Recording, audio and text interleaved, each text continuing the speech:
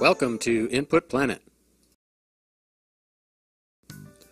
I'm Jay Schlensog from DPN, a member of the DPN Community Redesign Team, which produced the Iowa Input Planet Public Participation Training Workshops and this video series, sponsored by Iowa Department of Economic Development.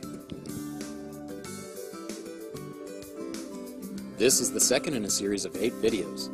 This session will look at some guiding principles and some methods, tools, and techniques for engaging for input.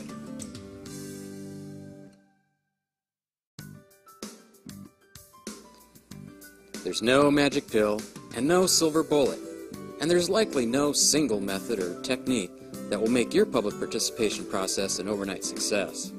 But experience has led us to 6 guiding principles that could help take your engagement process to new heights. We're competing for people's time and attention in a busy world, so we need to clearly define the reason for engagement, why people's input is needed, and how it will be used. Want to get their attention? Get personal. Identify how decisions being made could affect recruited participants' time, their wallets, their kids, their jobs, or their lifestyles. People. Identify with people. We need to put names and faces to planning project leaders to let participants know they're being heard by real people who care. And that thing about people identifying with people, it's true, even when we're communicating through the web. We need to meet people where they are, meet them in their environments, and go to the source. Want to find out how people really feel about public transportation and how it can be improved? Take a ride on the bus and talk to people who actually use the system. Schools, parks, whatever the subject, go there. We understand you can't be there all the time. Mobile applications offer opportunities to intercept people in their environment and gather context-sensitive input around the clock. We need to avoid falling into the gripe session and plan for the community we want. Sure, it's important to know where we've been, but planning for the future should remain focused on the future. Enlist experienced facilitators who can help keep discussions focused in a productive direction. Maximize the use of visuals, photos, sketches, and other media to generate interest and participation, and to help steer discussions toward decisions and solutions. So much information, so many ways to communicate. Still, in the end, face-to-face will always matter.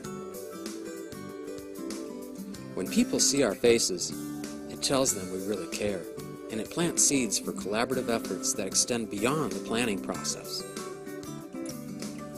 Offline, face-to-face networks bolster online networks, and vice versa.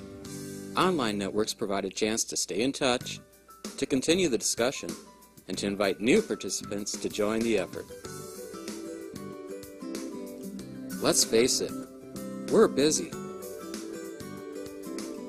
I'm busy. You're busy. We're all busy.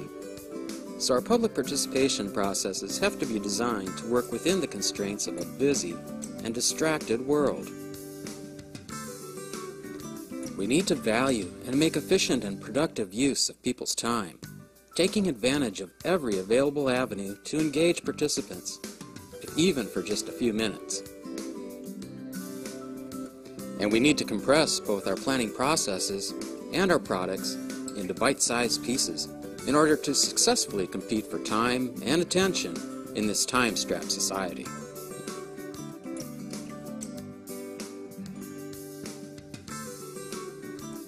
Chances are, you're already putting at least some of the principles into play. So what's next? As we traveled the state on our Input Planet tour, we had a chance to discuss what's working and what's not working. Some common themes and strategies which apply the principles stood out. The effort is driven by a well-detailed an executed plan, like this example developed for the Waverly Comprehensive Plan Update. We can't wait for or even expect people to come to us.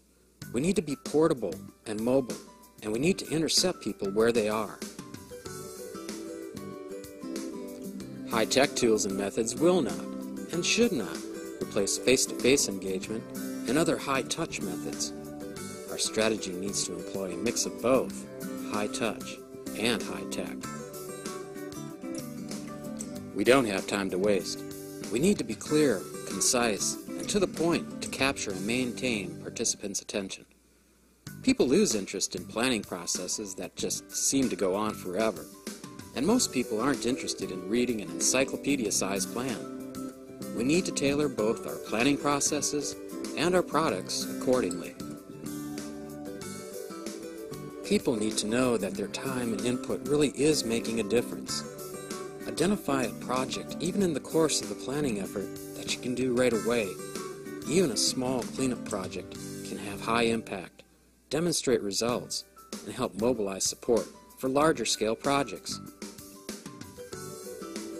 It's okay to have fun as part of the planning process. Really, it's okay. One of the very best ways to attract attention and participation in this busy, busy world is to get people involved in fun ways. Let them draw and color, make them laugh, let them work together in teams. Inject some fun, excitement, and enthusiasm into the planning process. That concludes this session on Engaging for Input. Be sure to check out the rest of the video series. Thanks for joining us, and remember, you can always find us at planiowa.com.